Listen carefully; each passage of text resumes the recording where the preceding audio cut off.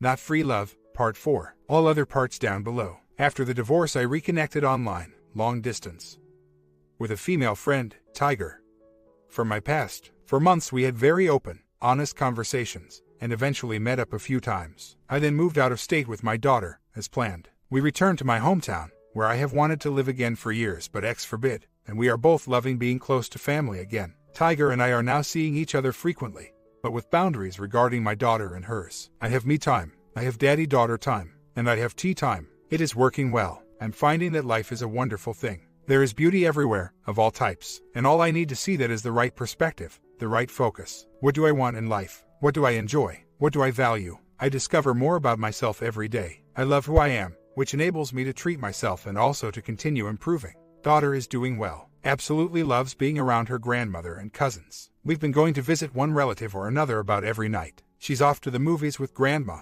aunt and 2 cousins right now. Tomorrow we are going to the zoo. This weekend having a cookout at the dam. Next weekend going to a lake. Her mother is still missing good night calls here and there, but D7 isn't letting her off the hook. Now that she has her own phone, she calls her mom the next day and starts off with, "Why didn't you call last night?" Last night they spoke and I could hear D's end of the conversation. D, so, did you find another job yet? Why not? Don't you do that already? Why have you had so many jobs? Last night was the first time D7 broke down crying at bedtime since we've arrived. I have received 2 referrals for child doctor in the area, and more that I've been told to avoid. Today was great. I conquered X's spaghetti sauce. It is D's favorite meal and X previously refused to give up the recipe, opting to make us sauce and sneak it into my freezer during kid swaps instead. I ducking nailed it. D7 loved it and cleared her bowl in record time, asking if I got the recipe from her mom. I also found a child psych in the area that does play therapy, the type recommended by her previous therapist. First opening next week and then bi-weekly. Most every other slot for the next month plus is booked up,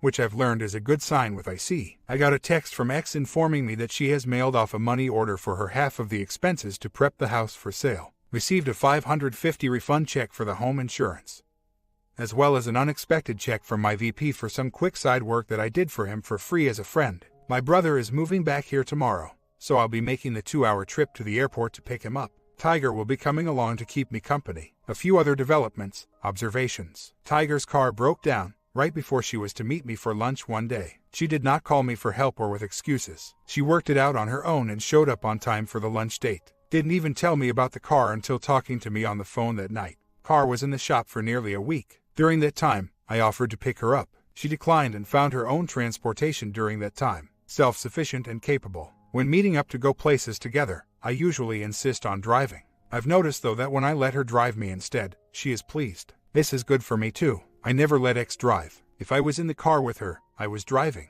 Period. No discussion. Even on long road trips, I would refuse to let her take a turn. It was due to fear and control. Fear due to my brother's fatal car accident, or my feelings about it. Control is a way to cope, an attempt to manage. I am learning to let that go. I let T drive my car for the 2-hour trip back from the wedding a while back. I was anxious about it at first, but it was really nice to just sit back and let someone else take the wheel. Another thing, I've found that I'm guarding myself quite a bit with T. My communication with her has not been as open and honest as it was in the beginning, because I am holding back. I have feelings that I want to disclose, things I want to tell her. We've become very close, but I have thrown a wall up.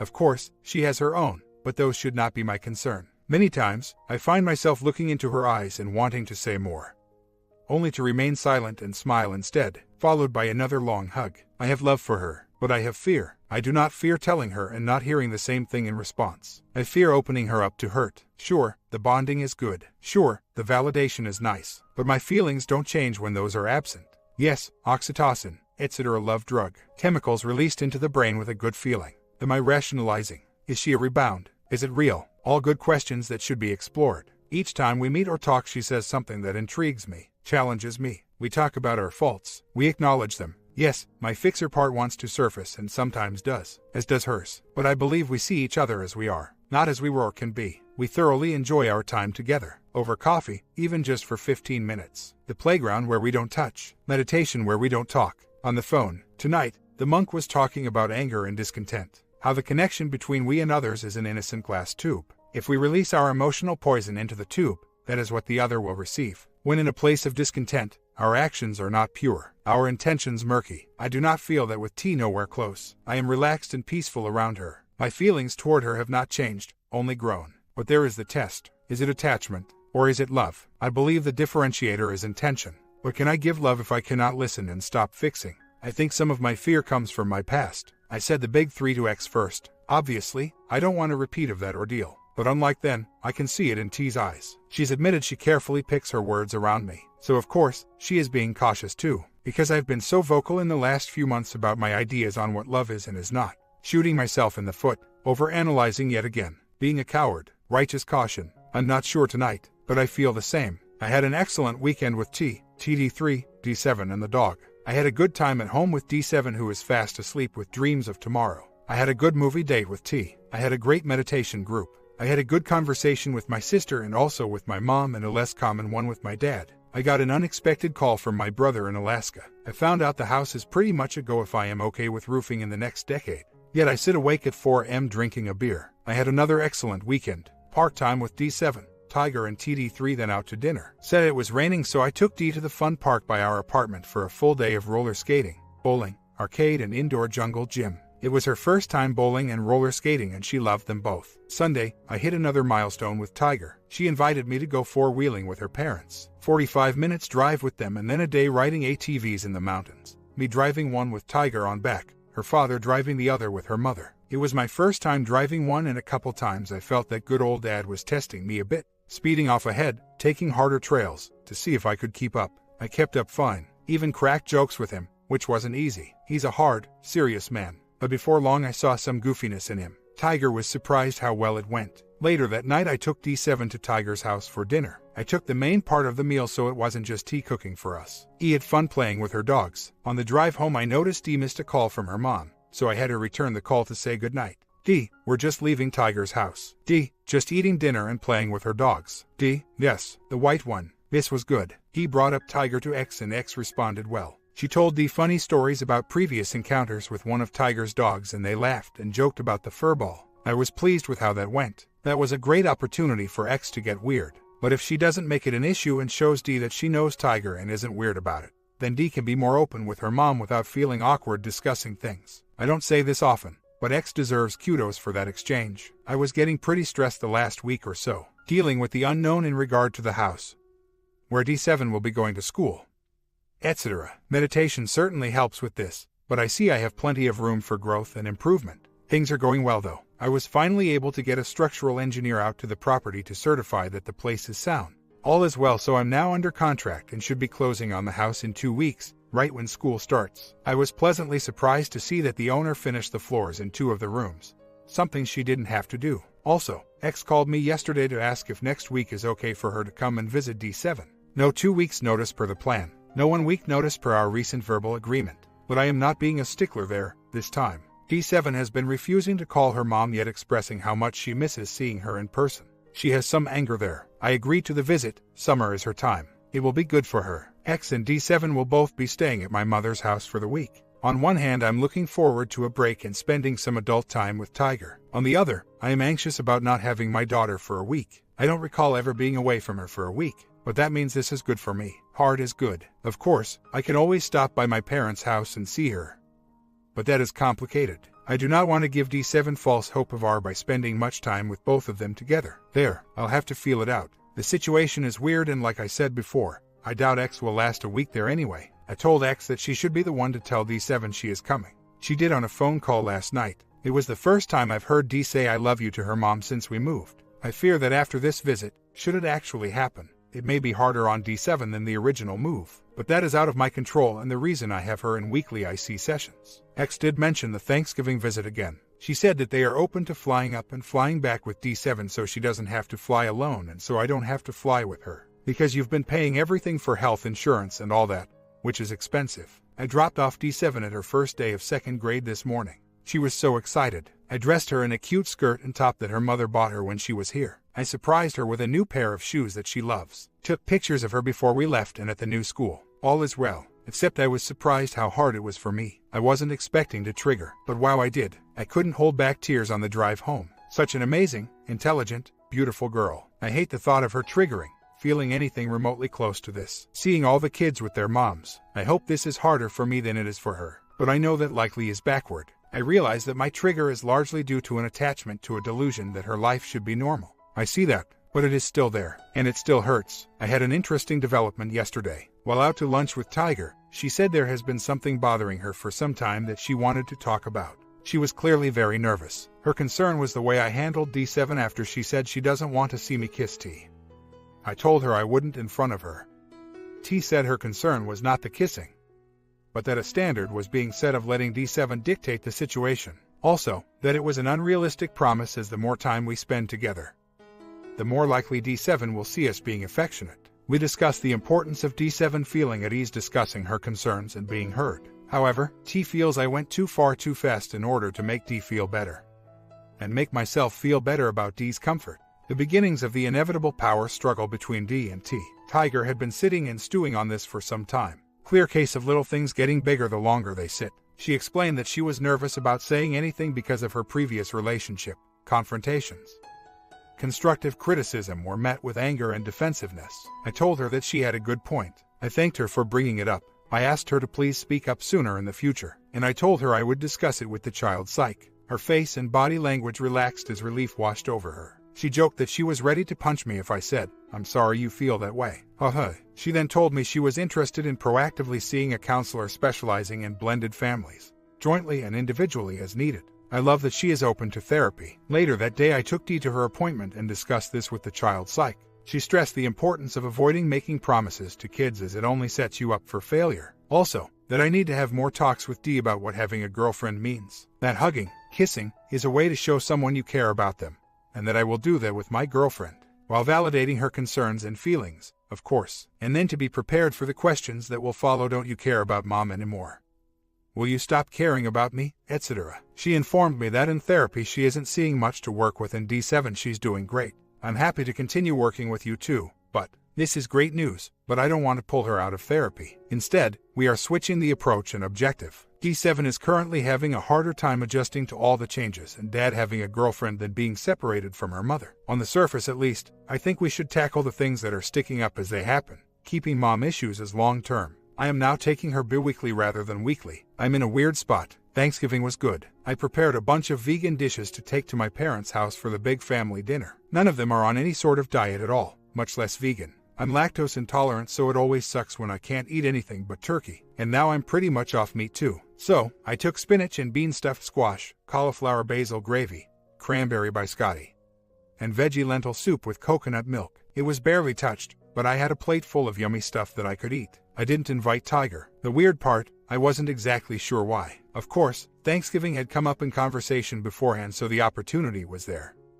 But I didn't. I joked about it a bit but never came out with it. I've been trying to step back and understand why. I love her. I want her to be around. But this Thanksgiving I had a lot of mixed emotions. It is 1 year since X and I decided to file, and she made our last meal. It is weird for D7 because she was supposed to be with her mom and got let down. Perhaps I wanted it as simple as possible for her, and I'd be a liar if I didn't say it was for me too. Perhaps I wanted to take the opportunity to show off a little with my cooking without the assumption that it was due to whichever woman I'm currently with. Maybe the holidays are just so personal with my close family and I don't feel she's quite there yet. Immediately I don't think so, but probably a combination of all of them. Hard for me to make sense of it, much less for her to do so. I did take her food, knowing she wouldn't have had many good options either. She later came by and watched a movie with D7 and I, but it seemed forced. It was different. She left earlier than she needed to. Basically, it boils down to the fact that the roller coaster lasts longer than we think it will, which can be surprising. And if it's confusing to us, it must be for others. I feel joy and excitement for what I have with T. I miss the good parts of what I had with X at the same time.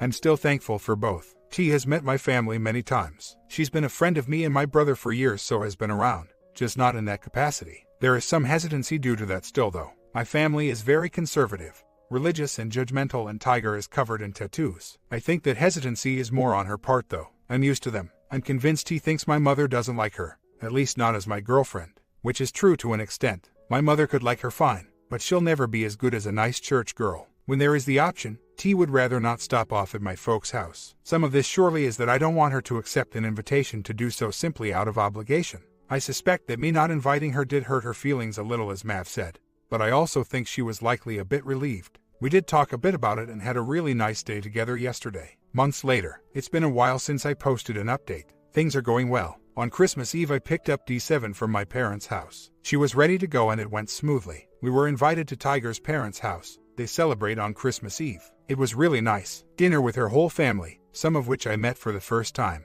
Then gift exchange around the fire followed by playtime with the kids and their new toys. The more I observe T's mother, the more I love them both. The more I observe her father, the deeper my respect for him grows. After that, T and her daughter came back to my house with us. TD3 and D7 had a sleepover while T and I stayed up into the early morning wrapping and assembling gifts for them both. We then slept for a couple hours before moving to the couch. We wanted to see their faces as they came downstairs in the morning. This was a big step. We had talked about it at length, contemplated, and talked more. I also talked to D7 about spending Christmas together beforehand. She was all for it and pointed out that their stockings were already hanging at our house. At first, I was worried about how Dee would react to leaving her mother for the night, but she did absolutely great. In the morning we exchanged more gifts, had breakfast together, and played until right before noon. Then T took TD3 to her father's and I took D7 back to her mother. On the short drive she told me she had an awesome Christmas and told me how much she loves me. When we walked into my parents' place it was a madhouse of people.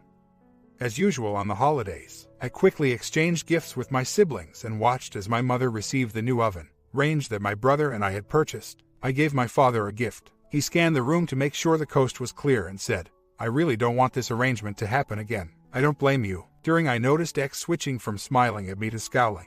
My brother later told me she was complaining to him about how I took D7 for Christmas Eve. Too bad. I said goodbyes and left. I turned down offers to go see movies with family members a few times and spent the rest of the day with T. Later a few siblings stopped by for a bit. It was actually an excellent Christmas. Better than I had hoped. The next day I showed up at my parents' house a little before X was scheduled to leave. She had been hinting to everybody that she didn't want to take the shuttle again but, as far as I know, never came out and asked anyone for a ride. So eventually she made a reservation for the shuttle on her own. I was there for D7's goodbyes with her mom but was intentionally in the other room. There as D needed me, but not intruding on their moment. Later my mother told me that D7 did much better this time with the parting than she did during the summer with me not there. This time X was in tears but D was not, though obviously not happy about her mother leaving. After X left, D asked to go home. That was new as she usually doesn't want to leave grandma's house full of toys, sweets, and playful cousins. The next couple days was daddy-daughter decompression time. At bedtime one night she expressed unhappiness that X and I divorced. We talked about it again and she was super cuddly those days. The second day after X left, we missed her nightly call by about an hour. As always when that happens, I picked up the phone and asked if she wanted to call her mother back. She almost always says yes, but this time said no. I knew the aftermath would be more troublesome than the visit and there would be a necessary adjustment period. So I did not press the issue. Since then, they've had good, long talks with each other. Then New Year's Eve, I had some family, a couple friends, and tea over for some drinks, food and games. I let Dee stay up to see the ball drop. While I was putting her to bed, X called the home phone downstairs. My brother, who'd had a few, answered. I was told he said hello multiple times with no answer. He checked the caller ID and saw my name. X's phone still comes up with my name even though I'm off her account. Not sure how or why and thought I must be ducking with him and said, "Duck off," and hung up. I came down from Dee's room to find Tiger handing me the phone telling me it was X. She had called back and talked to my brother, who apologized and explained. X immediately began complaining. X, so your brother just told me to duck off. Oh, X, yeah, so that happened. He told me to duck off. I have no control over what my brother does. 10-1 texted you hours ago to see if Dee was still up. I'd like to say Happy New Year, unless that's a problem. I checked after. She texted 20 minutes prior to the call. I've been cooking. I haven't checked my phone. X, well, your brother. Would you like to speak to Do? 10-1 don't know. Is anyone else in your house going to tell me to duck off? She's not asleep yet. Do you want to talk to her? X, yes. I later got a text at 1:11 a.m. X, you should probably tell your brother to not answer the phone with a duck off. Happy New Year. No response needed. Sarcasm, dumping, fishing, and against my boundaries to respond to a text not about D, especially a late night one. The pattern then repeated, because she was mad about something I did or didn't do. She didn't call Dee the next day. It really is funny, except for punishing Dee for perceived slights. But I can't control that. It is what it is. And it won't get me to capitulate. Not anymore. I'm too busy enjoying my new life. I was asked if I made any resolutions. I did. Continue. T, really, your resolution is kept on keeping on. Yes, sort of. Back to the spiral. Steady, continuous, gradual progression. A month later, things are going pretty well. T's dog came down very ill and after multiple days at the vet in poor condition was put down. As a dog lover, it had quite an impact on her. I expected her to lean on me in a time of grief, but she pulled back. Mentioned a few times her dislike for people asking how she was doing. I invited her out and she declined. Didn't feel like doing anything. It took conscious effort not to take things personally. As a fixer, I felt a strong need to be needed. It's hard to see a loved one in pain and know that you aren't the solution, and hard to realize that the difficulty stems from a certain type of arrogance. But I had to remind myself that her grief has nothing to do with me and she should process in her own way. My assumptions of what that process should be are simply that, mine. So, I told her I was here for her, ready and willing to help, and asked her to let me know when, how, and if she needed anything. Told her to call if she wanted to talk, and then I let it be, which wasn't easy. It was days before we spoke again. I didn't call, text, or show up. I waited for her to reach out. It was difficult as the fixer part was telling me it was my job to comfort, to check in, rescue. It told me I was being insensitive, but that went against what she had shown me she needed, space. Later when she asked me to coffee, I showed up. I let her talk about it as I listened. I invited her to a dinner with my brother for his B-day. She said she'd like to but needed to check on something and would get back to me. Dinner time came and she hadn't. I resisted the urge to remind her and had a good time with D7 and family. She later asked me how it was and I told it was a lot of fun but expressed disappointment that she never got back to me. That worked much better than sitting on it. The next day we had a really great date night. Spent time together with D7 and T the following day too. I told her that later in the afternoon I was to transport my nephew a few hours south, and told her she could come along, maybe go to dinner in the city. She expressed a desire to do so but wasn't ready at time of departure. I probably could have pushed it back to accommodate, but that request wasn't made. I stopped myself from assuming that was what she wanted and left. I dropped off my nephew and stopped off to spend some time with a buddy in the area. I'm glad I did. As the relationship has progressed, I find that I've likely become too focused on her. I previously set boundaries for X due to what I've decided is good for me, yet have not focused on same when it comes to T, more willing to budge even absent request. I find it takes consistent focus to remain the center of the mobile.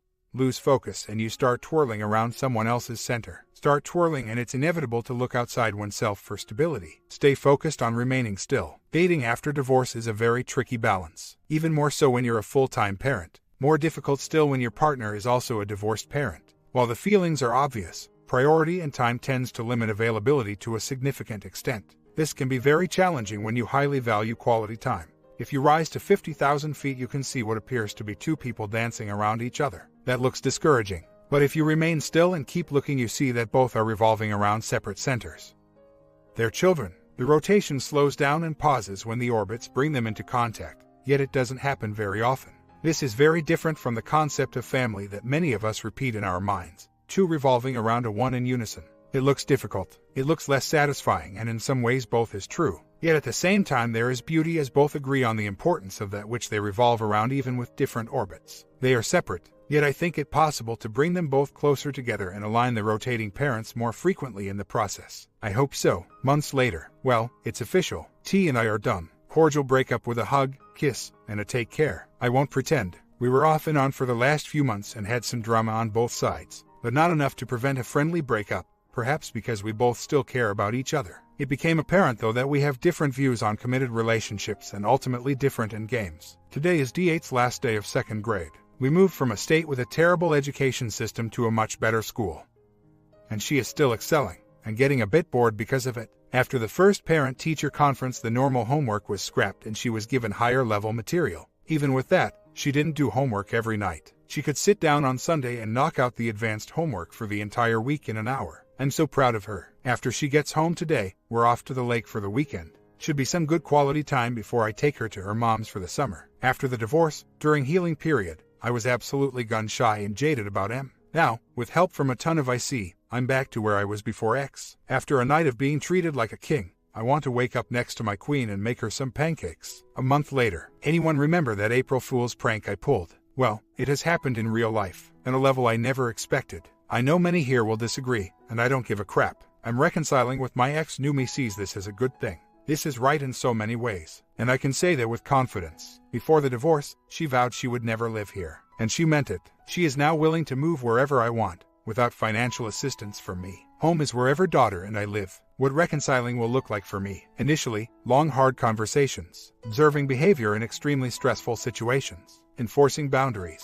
watching to see if respect is present, gauging interactions, analyzing motives, intentionally testing waters, removing filters and speaking honestly, instantly, and looking for the same, watching to see if self-restraint is present. looking for self-awareness, listening for true remorse, acknowledging when it occurs, accepting reality versus searching for delusion, and walking away when necessary. The divorce was absolutely necessary and completely warranted. She acknowledges that neither of us would be where we are without it. I do not regret it. She knows now that I had to do it and does not blame me. She is finally accepting personal accountability. I've openly told her that I fell for T, and residuals there still exist and will. The things I was looking for before I moved away with D8 are now there. There is no more I don't know. She knows exactly what she wants, and that fits very well with what I want. She had an opportunity to come home with me immediately. Instead, she chose to stay with her grandparents and care for them during a heart attack recovery. That is extremely stressful for her. They are at the point where they do not appreciate her help and rile against it,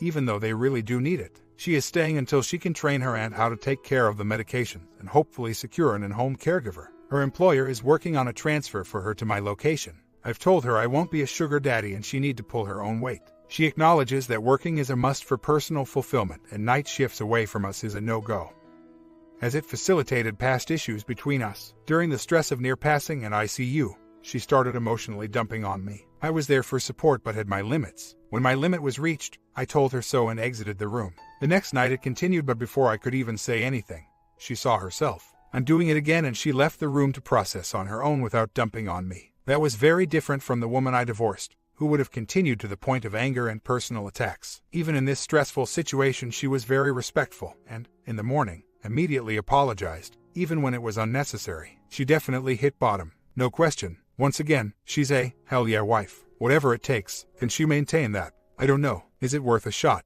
Hell yeah. I know when T reads this or sees us on FB, she'll think I'm retarded. Oh well, she had many chances and decided this wasn't for her. No matter what happened, the mother of my child and decade-long partner deserves a second chance. Now that she's willing to own her crap and work for it, something that the amazing Tiger was not willing to do, it's up to her to set boundaries as well. Boundaries for others she interacts with, and boundaries for herself that I must try to respect. I do have my own faults and did some things wrong, leading her to feel unloved and unappreciated. In order to prevent things from breaking down in the future, it's in the best interest of the relationship for me to work on those things. My comment. Final ending coming to this story coming today as well. I need to eat before I work on this as I am starving. Check out the other parts down below if you have